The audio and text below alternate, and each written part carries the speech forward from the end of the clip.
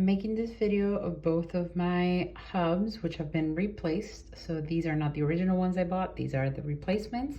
And I'm still getting a very low output for what I know I can get and what I get immediately after using my Elvies. It's unfortunate that they don't work as advertised, but here is how the seals are moving. Mind you, I have not boiled any parts or anything like that. I use cold water to sterilize. And this is what's happening with the pump.